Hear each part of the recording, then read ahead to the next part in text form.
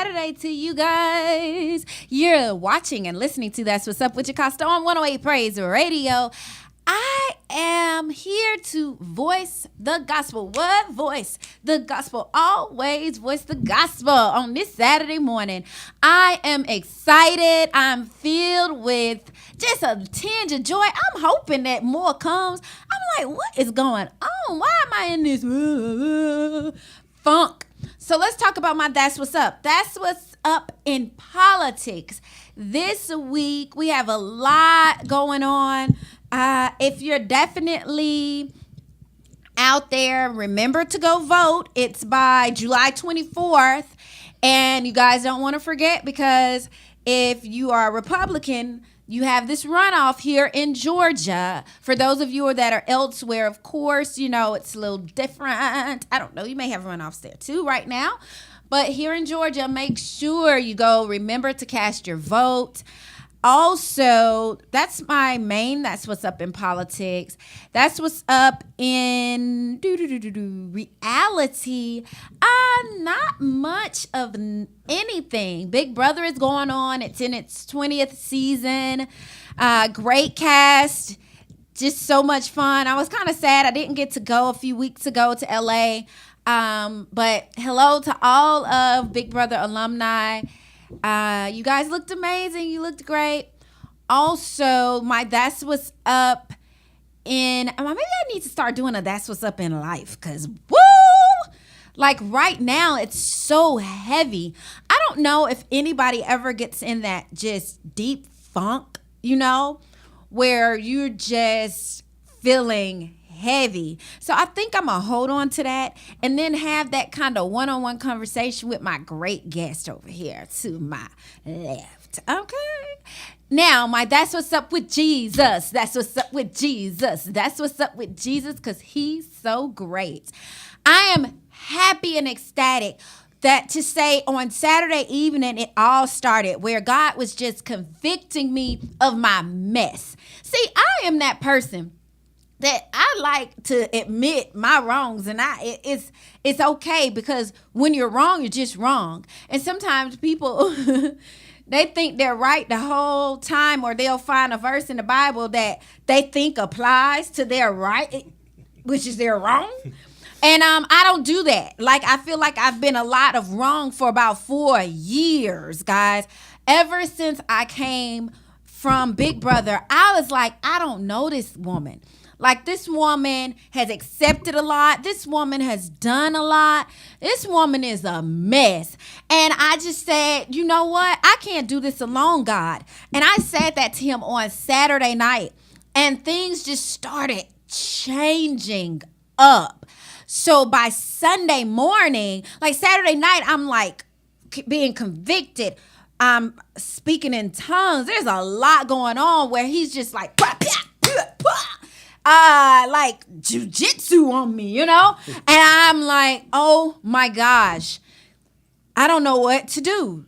Sunday morning, I get up and I'm still like, feeling like so heavy, like in my mess. Because sometimes your mess, it has to like literally slap you in the face for you to say, you know what, I'm a child of God. Who are you? Because whoever you are, heifer, you gotta go. And I'm riding to church, and then I'm telling my boys, like, mommy just feels like she is feeling so heavy. And I know that we've all sinned and come short of the glory of God. I get it, you know. But I'm sitting here like, okay, enough is enough. And I'm telling my boys, you know what? Mommy's not been the best. And yeah, you know, you've been the best mommy. Mommy's not been the best to God. And I had to get them to get it and understand it, because I always have that conversation with them. I'm a very transparent person. And I was like, mommy has just sinned and falls short of the glory of God. And I am sick and tired of being sick and tired. And I just want to live the best life God has for me. I want to do what God wants me to do. I want to be guided by him. I want to be led by him. And I feel like he can use this vessel because he told you in the Bible, he lets us know that he'll use a dirty bird. So look, I'm that dirty bird, okay? But I'm like, God, cleanse this house because this house right here is a hot mess. This temple is not what it used to be. And my youngest son, he starts crying, and they ask me to give them my hand. I give them my hand. They hold my hand, and both of my boys are praying for me. And I was like, ain't God good? You know, you want to take a beat and say, that's amazing. I get in church, and I'm a hot mess. I'm texting my friend. I'm like, Chad, where are you at? Come to the front. Like, come on. And like, Chad, the phone rarely works in church. Of course, did it work Sunday? No. So I'm here crying and snotting and it's a lot going on. And then they sing the song Hope. And it says, you know, you're not your yesterday and you're washed in the blood. And I'm like, oh, really? I'm washed in the blood? And then I don't have anything to wipe this snot, to wipe these tears, to nothing, you know. And I'm like, well, God's like, well, you was in that sin. You wasn't trying to wipe stuff out. So take it. And I'm like, so I'm sitting there and then somebody taps me on my shoulder and it's a woman.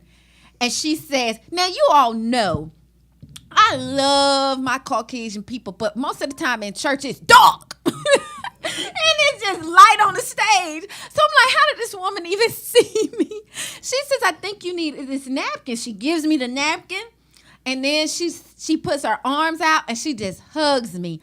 And I was like, I ain't need Chad. God sent me this woman. I don't know who she was, but he sent her with this napkin that I needed Chad to get me. You know, that hug that I needed Chad to get me. But you know how many of us know that God will send you what you need, okay? And who is for you. And we leave church and I get to my auntie Charlene's house and then it didn't stop there. Like she's praying for me and then my phone rings and my auntie is like, hey niece, you okay? I feel like something's wrong. I'm like, what?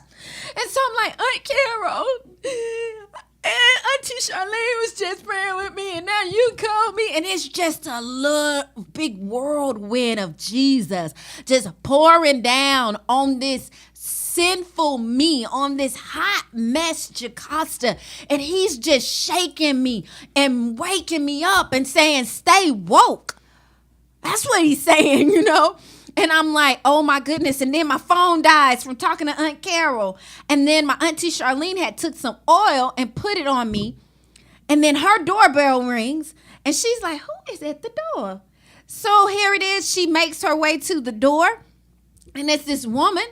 And the woman walks in and she said, you can go back there with my niece. And it's her and her husband. And she says, hi. And my aunt says, don't you know Jocasta? And the woman tells me, yeah, I know her. I'm thinking to myself, I don't know her. And she says, yes, she knows me. And I'm like, really? From where? Where do you know me from? And she says, you and Teresa go to church together. Who is Teresa? I don't know Teresa, guys. I'm like, who is Teresa? Well, I know Teresa knows who Teresa is, but I didn't know at the time. And she said, you and Teresa were ordained together by Driver. I said, oh, I don't know Teresa. You're correct. I said, wow, okay. And then she was looking at me strange. And I was just like, okay. So she asked me what was the word today at church. And then I informed her, I no longer go there, but absolutely great church. And I told her what the word was. I told her what we talked about. She told me what the sermon was at her church. And she said, my husband preached today. And I said, really? Okay. Now I hadn't seen her husband because he walked in the other room and she walked back where we were. And she said, well, I'm Glory. So I'm sitting there, okay, Jesus, all right. So I'm like, okay. So she tells me about church. And I said, I just talked to my auntie. My auntie told me about what happened at her church. And it's all connected. I said, this is amazing. And I said, well, I'm going to go ahead and leave. My kids are hungry. Time to eat, blah, blah, blah. She said, well, no, don't leave on account of me. No, you heard my children. They said they're hungry. I'm going to go feed my kids. So she's like, well, can I pray for you before I leave? Now, you guys know for a fact that sometimes I'm like skeptical. I don't know, everybody praying for me and everybody touching on me, okay? That's probably how I got in this situation that I was in, okay? But no, I got myself in it. So literally, I'm like, Okay, let's pray. She grabs my hand. She grabs my aunt's hand. Deacon Connor Odom is over in the corner. and he raises his hand just to reverence God. And I don't know what happened. So much. I thought after I got off the phone with my aunt who called and said, niece, are you okay? I feel like something's wrong. I felt good. But when we start praying, oh my gosh, glory had the glory. Because I feel like Jesus jumped in Glory's body and slapped Jocasta, pop, pop, pop, and then said, okay, girl, now you back. Thank you so much. I love you, baby. And it was amazing. But then it didn't stop there. Prayer's over. I'm like, God is good. He's amazing. And then Auntie turns and says, you know this oil that I put on you? Well, Glory gave me this oil. And so I'm standing there. I said, okay, it makes sense. It makes sense that he sent what I needed. That he didn't leave me and I left him. Does that make sense? But he was there the whole way. And that's what he was trying to show me. And he was trying to show me that, look here, girl, if you stay and you try to be a tinge of this world, you're not going to make it. But if you be all of me, you're going to go far. And I am amazed because here it is. I told him I can't do it alone. What does this joker do in less than 24 hours? I said, God, I can't do it alone. You know, I need some accountability partners. I just need some people, you know, and he did just that. He removed whatever. The second time when she told me that oil was, I started laughing hysterically because that's when you know God, he loves the heck out of you, that he has your back, your front. He got you side to side. He has you. That's when you realize you are his. Now you've known it, but sometimes something clouds your vision and clogs your ears. And we just need people that are like-minded people to line up with us and give in to what God, thus says the Lord. And the last time Glory came over, she hugged me, and there was so much that came out of me. I felt so good. Now, the next day, was my mind going? Yes, it was. But you got to know that God does not give you the spirit of fear, but of power and of love and of a sound mind. And you keep saying that because he's going to continue to mess with. Like, here's the thing. Satan comes to kill, steal, and destroy. He's going to continue to mess with your mind. He's going to continue to try to mess with your heart. And there's so much in this world, so much temptation that it will cloud the heck out of you, and you will have this film thinking you got glaucoma, and really you do not. Okay? So happy soul saving Saturday to all of you. He saved my soul a time or two. He's amazing. He's fulfilling, and he is brand new to me every time I open my eyes every morning. I told God, I want to be here with my kids. I want to see my kids get married. I want to see myself get old. I want to see it all, but I want to see it with you and through you. So if anybody wants to hang with me, anybody wants to change the world with me, anybody wants to be real with me, you can come find me standing behind Jesus. Catch that. Happy Saturday again. I am sitting at you like that, Daniel. I'm standing by him. If you gotta go through him to even see where I'm at, and that's real talk. You know, I was like that 5 years ago, and I don't know. Like, I went in that Big Brother house. I feel like I still been in there, but literally, we're gonna go there, guys. This morning, I am so happy to have Uncle Daddy. It was hilarious last week. AG was like, so Uncle Daddy, which is Terrence Smith on, because I'm telling you, you all always be asking me just about talking to men, wanting to hear what men have to say, wanting to know what is inside the male, what's his perspective. And I gotta just really broaden this panel of men. I met some pretty cool men last Saturday at John's male panel.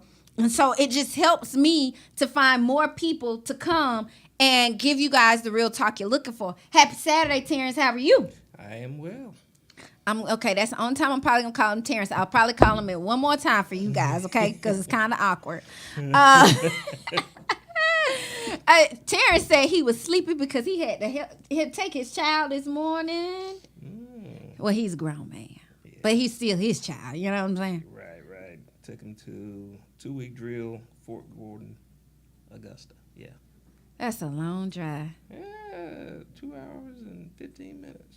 That's from my house, anyway. See, that's a long time. Mario was here. I had to meet him like halfway somewhere. I was like, brother, I'll meet you halfway at the restaurant, okay, brother? But so how's your Saturday going? Tired, sleepy? Tired, sleepy, but hey, I'm here. Hey, that's what I'm talking about. Because he love his niece. He love his niece. Hey, he love his niece. Hey, he love his niece. And you know something about him? He'll tell you when you're wrong, when you're right, when he don't agree with you, when he agree with you.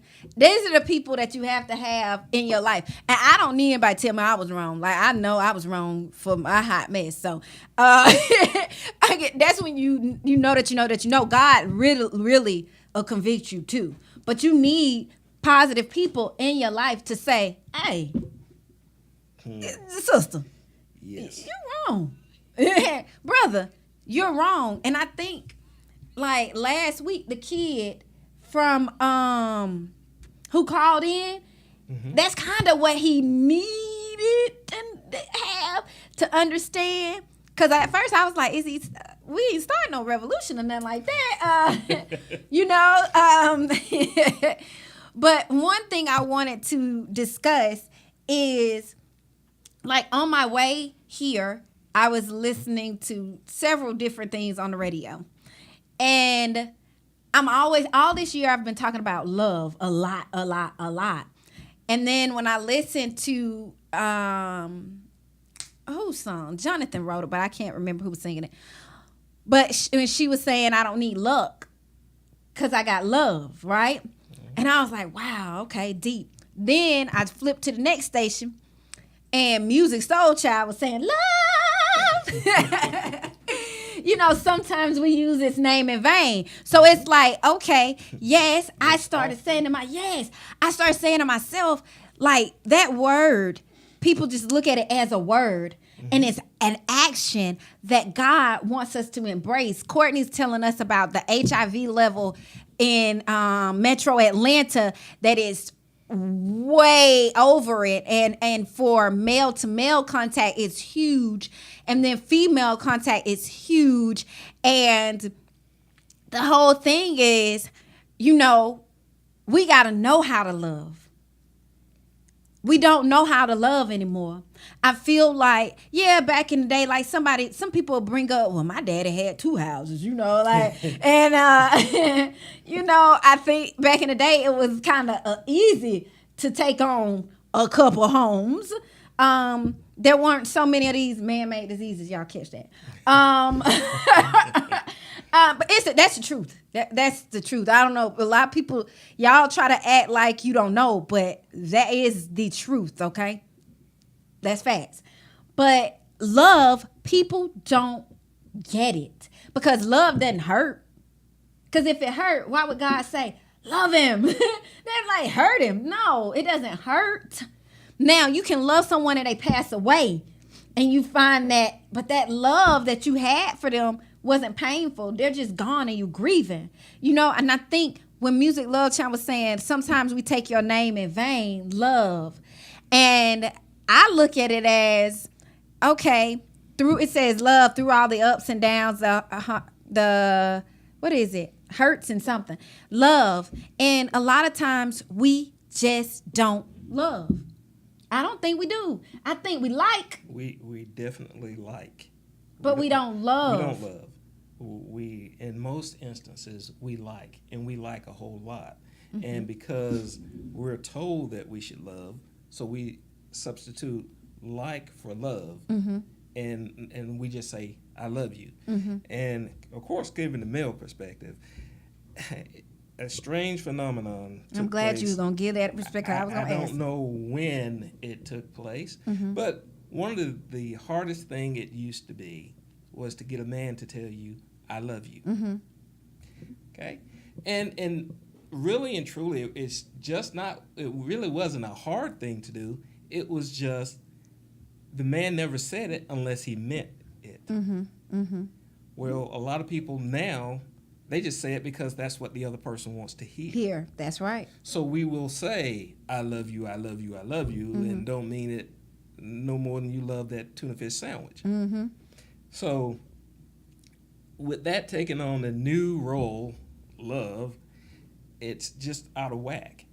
And to look at it, no one, I can't say no one, most people do not love that other person the way you should love someone. Mm-hmm. If you're saying, I love you, Mm-hmm. it just, no, you don't. You have a deep like for the person. Mm-hmm. You favor the person, but you definitely don't love. And I take a little exception to the love thing because, as I tell people, those that were married and not married anymore, you love that boo. Ooh, that's my boo, that's my baby, that's my baby. Now, today, I can't stand that. Yeah. Where's that love? If you love that person, I don't care what happened. You love that them. person. Mm-hmm. You can't say, okay, I don't love them anymore. Mm-hmm. Maybe my degree of love, but really and truly, there's no degree. Love is what love is. And of course, we like to give degrees of love, and we like to say unconditional. That's a hard thing. But for me. let me tell you about unconditional love. Like, Mm-hmm. okay, so me Sunday, when I tell you it was So I realized God loves me unconditionally, right? Mm-hmm. I mean, I ain't realized it Sunday, but I've known that, you know. I'm Right. saying, but I came up with other thoughts. So not only does God love me unconditionally, the love that a mama has. Now you gonna listen to this. The love that a mama has for her children Yes. is unconditional love. Yes. Just like God loves his church, I mean his people, right? Right. So literally, that love is like that. You can be sitting in a courtroom. He killed 10 people. He set a fire to the hospital, injuring 30. And we have given him life plus 20 plus life plus blah, blah, blah. And that mama, my baby didn't mean to do it. Right. And you like, he killed. What are you talking about? And that's What are you talking about? And that's the difference between the mother and the father, because he could drink the last of the Kool-Aid and Daddy finished with it. Oh, that's so true. I'm done. He said the Kool-Aid. You drink that last red Kool-Aid. I don't Yeah. even.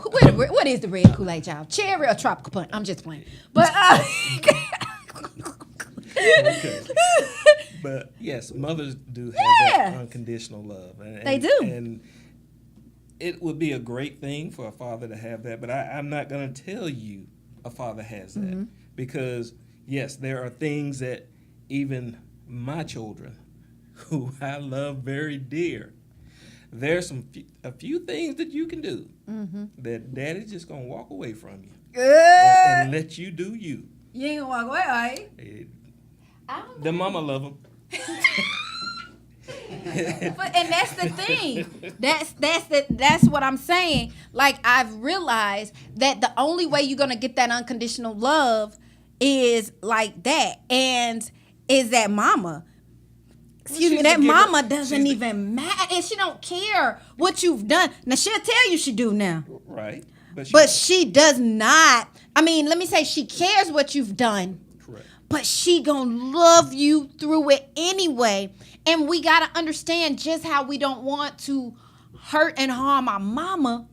That's the same reverence, same fear we gotta give to God. Yes. But love is powerful. Love is powerful. I won't go against Scripture and say love can do a whole bunch of things because Scripture says it will. But I don't know. That's how you feel? I mean, no, what say you? If you feel like love can't, then that's a great that's an amazing conversation within itself. If you have fear and love, in today's society, let me put it that way. In today's society, looking at things the way things are, would you want a person to love you or fear you? Most people will just jump on that bandwagon and say love. I always say fear. Fear is everlasting. Love is fleeting. Because that same dog that you ran from as a 3-year-old, a 5-year-old, a 10-year-old, I can bring that dog in here today, you're going to run again. Because you fear that dog. Whoa! That same person that deep. you laid with and said, boo, I love you to death. Nothing will separate us. You know, me and you will never part my teeth. Yeah, and you don't. Because you can leave them. Unless you have that. Wait, you know what? Now, this is not... So, that's real truth. There's truth in that. Let me tell people why. Because I know somebody gonna have something different to say. There's truth in that because you said you can love somebody, you could be married to them. You were saying that, and you could say you're loving them and you're in love with them. But if somebody is in a domestic situation and they're fearful of that person, they're not going nowhere. Nope. They're not going nowhere. They tend to. So if you and it's not love, that's fear. It's out of fear. So I said it's some truth. It's some truth to that. It's some truth. It runs to the core. And again, I will tell you that love should run that deep and that true. But it's the right kind of love. And if you don't have that kind of love for that other person, and I say that other person because the mother has that love for the child because she's the giver of life. And how can you? Well, there are some that don't care for their kids that deep. Yeah, you're right. But how can you, being a human, not care that deeply for another human, especially one that you gave birth to?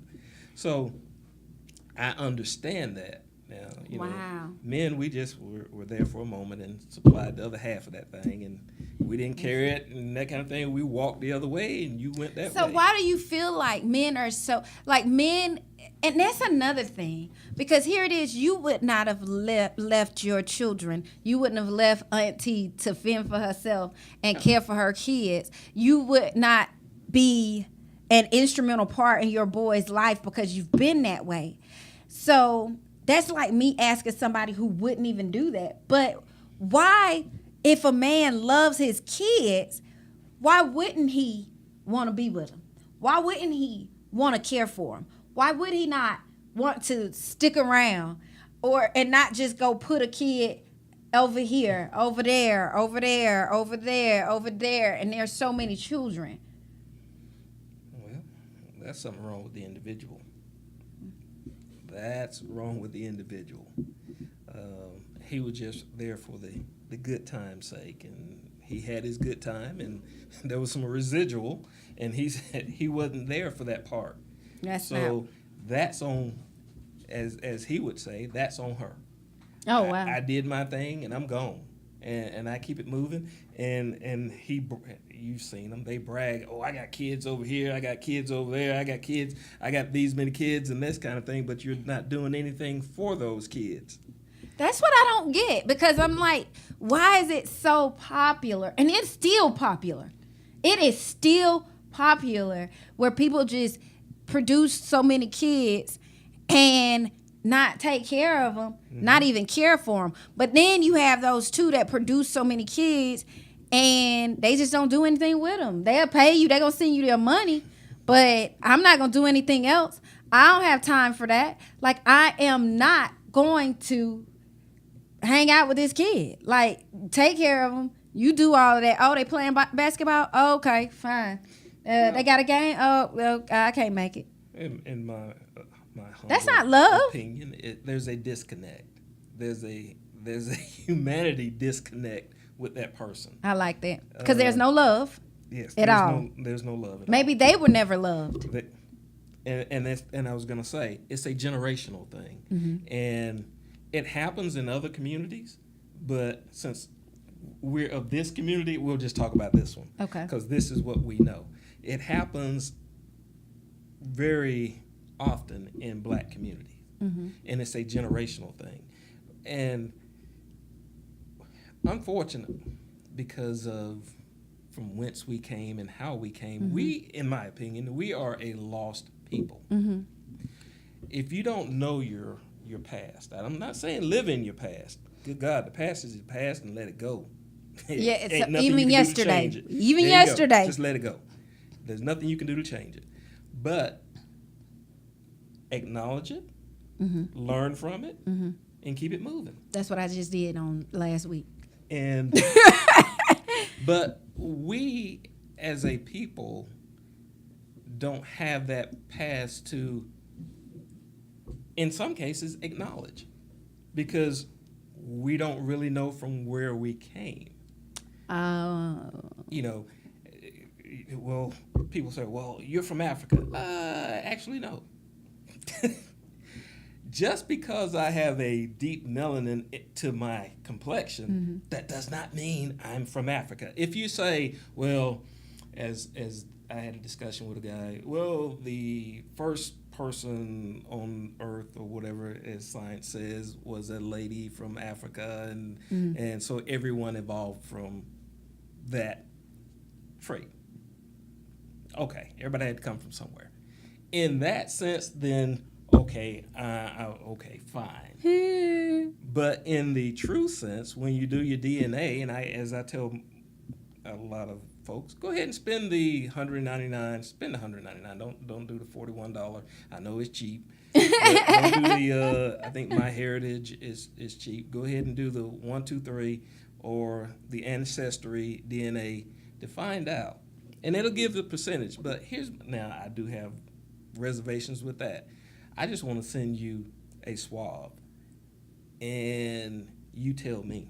Yeah. I don't want to send you any information about me, because all you gotta do is just go with the norm. So here's a black guy. Well, we'll make you from northern. We'll make you from southern Africa, and and you go, wow, look at this is where I'm from. So have you done that? No, I did. I did a cheap one. But That's why he knows. See, you gotta learn from what you do. Learn from what you do. But it gave the actually it said Northern Africa. I forget what the percentage was. Northern Africa, and actually it is the Caribbean, which a lot of people, believe it or not, my black people, a lot of us are right from the Caribbean, or Caribbean, whichever way you want to say, because in actuality the slave trade there was much deeper than what we have in the U.S. Although, of course, we only talk about this because that's where we live. That's where you are. But it was there long before here, and there was generation that went on from there to here. So just depend upon how far back do you really want to go. And my thing, you can say, I don't know how far back we go, because we're going past the 1850s and way whenever. Okay, how far back do you want to go? Because anything generational is right here from good old U.S. of A. You ain't from here. You ain't from there. You're from right here. Right here. You're nothing but an American. Well, we're really not American because there's the Americas. You're United States. Mm-hmm. Okay? That's where you're from. That's where your traits are. And that's who you are. But we don't have that as a people. We're looking for something greater to define us. Mm-hmm. If before your time, but within mine, in the 50s and 60s, more so towards 50s and 60s. I'm gonna say the 70s. The 70s, black people were proud. They were trying to find where they were from, and they were attaching themselves to culture, African culture. Mm-hmm. And there was a big push, Swahili. And they were in this country teaching Swahili. Them jokers would know more from wherever they speak Swahili than I am right now. Yeah. But they were and we still try to attach to something to say this is us. And I don't know. It's so much. I think I was having a conversation this morning, a quick conversation with you on how it's like you can't do nothing right in the world. You can't eat right. You try to live right. It's just every time you turn around, it's something. And then I said, maybe it was always like that. I said that to my mom yesterday. And because I was young, I didn't understand or I didn't know. Maybe these things always were out there. And because I'm now older and I'm actually realizing and recognizing what's going on in life, I notice them now. I don't know. But one thing I do know is I'm going to make it my mission to be the minister of this microphone and of whoever puts a mic in my hand, wherever I am. I'm going to try my best to go forth and bring God's word and show love to all people. And let me explain that to you about just showing love to all people and knowing where you come from. It is important. It's definitely important. But knowing that you need to love all is extremely important. And let me give you an example. The other day, my son and I at the dentist, I was there. He wanted to come with me, he always wants to go somewhere with me. That's our favorite boy. Dylan, love you too, Connor. So here it is. Dylan and I are at the dentist. And we're sitting on the little 2-seater couch together because it's what? 2 of us. A lady comes up and she says, she taps Dylan. I'm like, wait a minute. Because that's Mama Bear. Like, Mama Bear don't care. Mama Bear will go to jail for a child and not even realize she shouldn't have went, But Mama Bear turned and I'm like, she said, can I sit with you and your child, And so I looked at her and I said, oh, okay. Let me get Dylan. I put Dylan in my lap. I said, have a seat. Now, I looked around and there was nowhere for her to sit. She probably would have had to go all the way to the other end. It's a huge office. But then I said to myself, who's her caretaker? That's what I'm thinking about in my head. Because that's something I think about. Like when I'm telling God, I don't want to leave this world. Let me see my kids grow old. So that's why I'm like, I got to get myself together. I got to get my life together. Because I don't, Because I don't know who their caretaker could be. Like this woman standing there trying to find a seat. And she has a disability. And I recognize it immediately. And then she tries to talk to Dylan when she sits down. And then she said, he full. And I said, no, he's 6, you know? Like thinking almost 7, he big boy. So she's like, he look like him be 4 years old. And I said, no, you know? And so I'm looking around like, where is her caretaker who just left her to fend for herself, to figure it out on her own? And she said something else to me, and then I looked at her, and I always keep wipes because I have children, so I keep wipes in my book bag. I keep my book bag with me because I got kids. And I look at the lady, and she needs her face washed, and I'm going to try to not cry because I was telling my mama yesterday, and I started crying. I don't know. I just been crying a lot. I think I'm going through the change. So hormonal. But so this woman needed her face cleaned. She should have had on clean clothes. Nobody wiped her glasses. Her glasses were smudged. And somebody found that to be okay. And I know she didn't know me, so I know she probably wouldn't have been comfortable with me cleaning her up, but I wanted to. And so I'm like, no, you know what? I just want a God. I just want to be here to serve your people. I won't put my children before you even. I want to serve for you. And I felt like I needed to grab her and get my wipes out and clean her, but I knew that would have been inappropriate.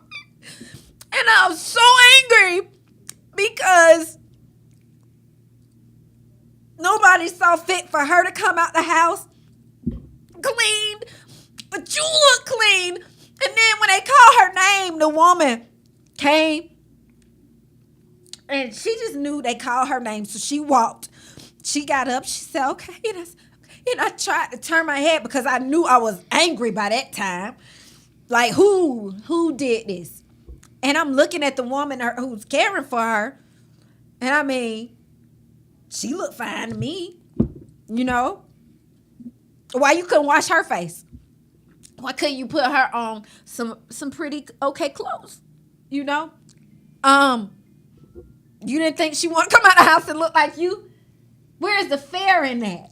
Right. Where's the love in that? If you're going to take care of somebody, if you're going to care for somebody, do it as if it's yourself. Or matter of fact, forget that. Do it as if it's Jesus himself.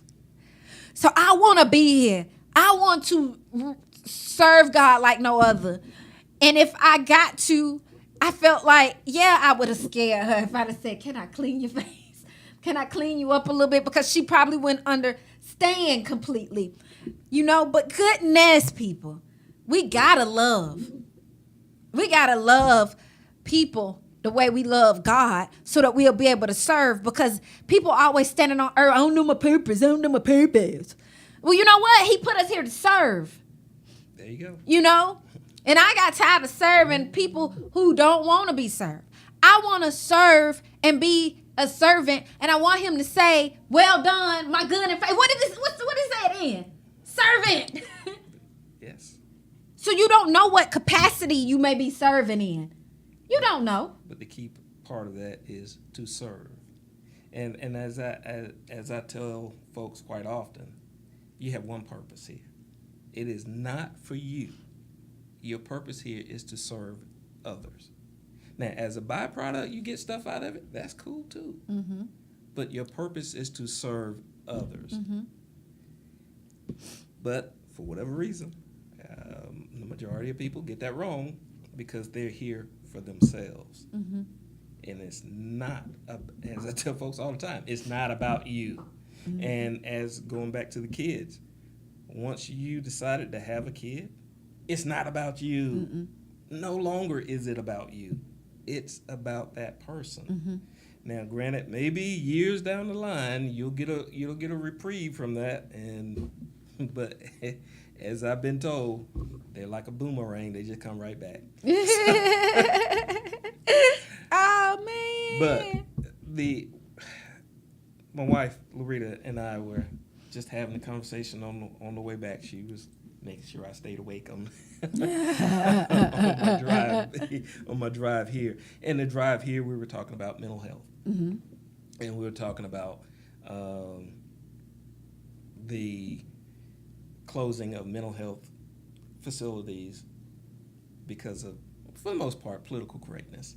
We don't want to put that person away, and we want to mainstream people, and I get that. I get that part, but unfortunately, we see the jails are full of people that have mental health issues more than they have criminal issues. That's true.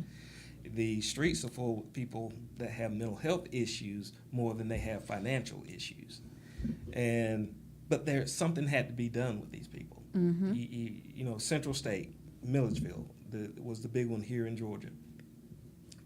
Several hundred folks were there, and they shut it down. They did? I did not know yes, long ago. That was a long time ago. And to the four winds, those people went. Just boop, you gotta go. And so, what you have in that mental health arena, take that young lady, don't know her story whatsoever, but caretaker, you're right.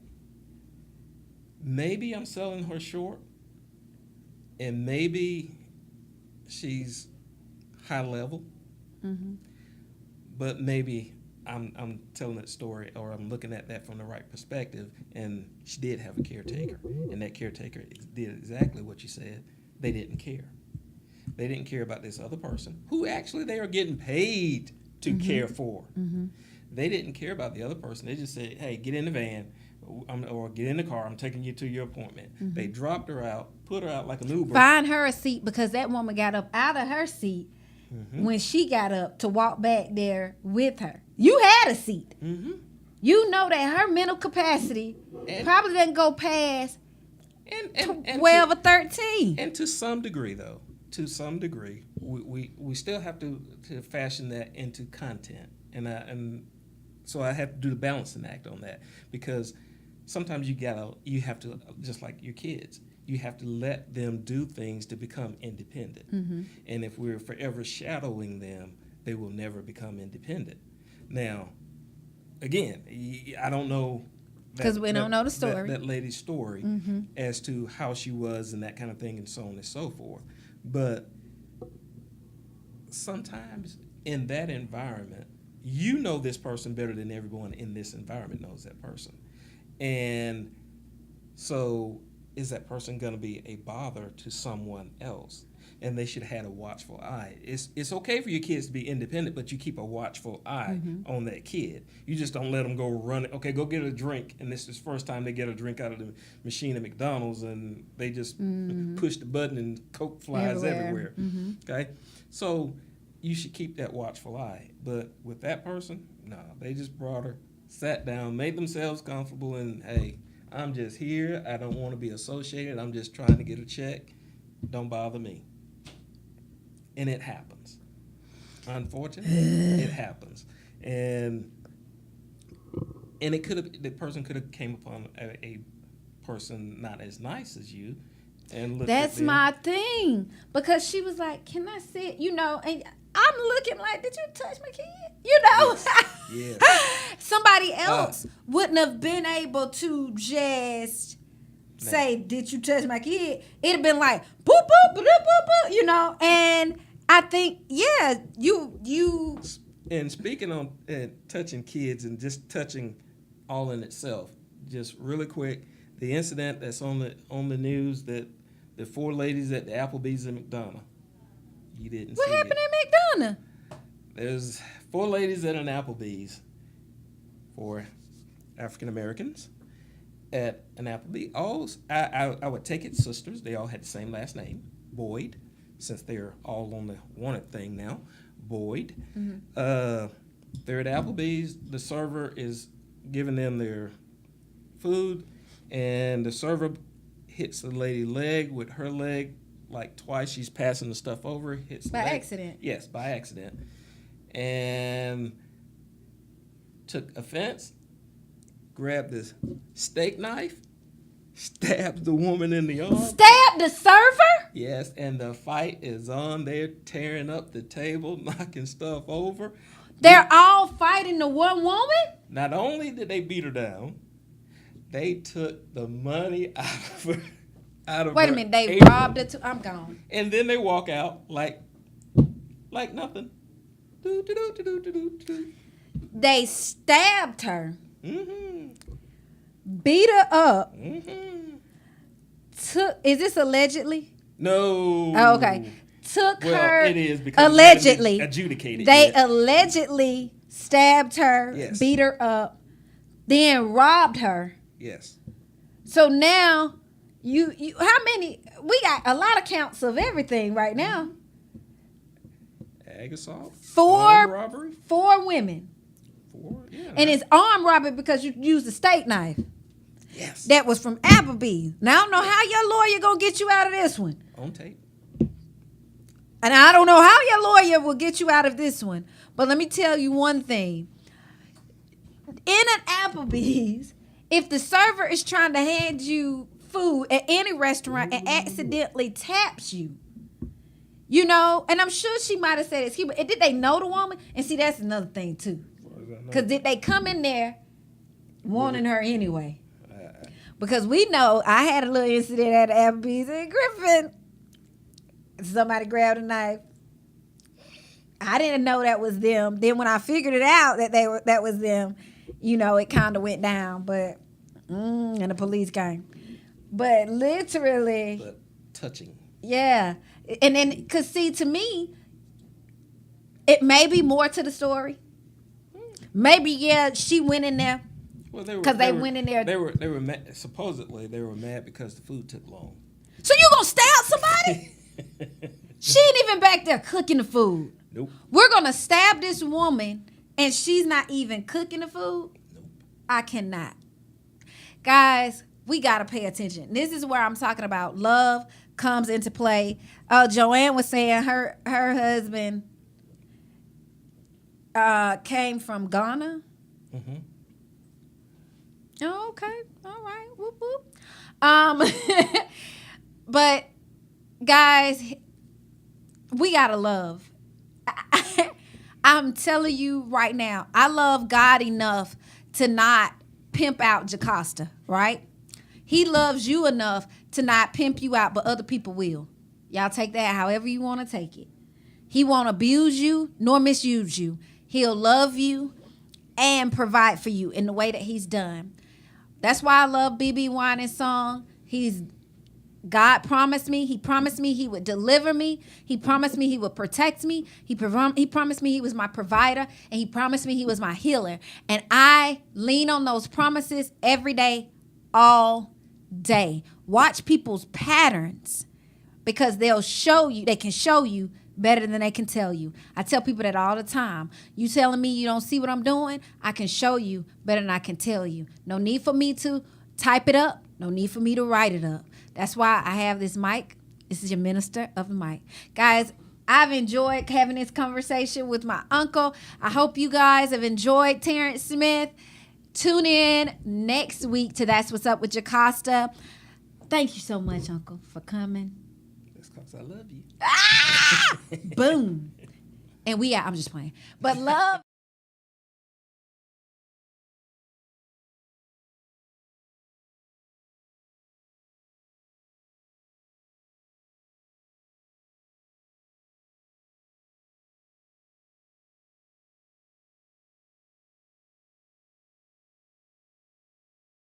Been listening to That's What's Up with Jocasta on 108 Praise Radio, where we're always voicing the gospel. I love you.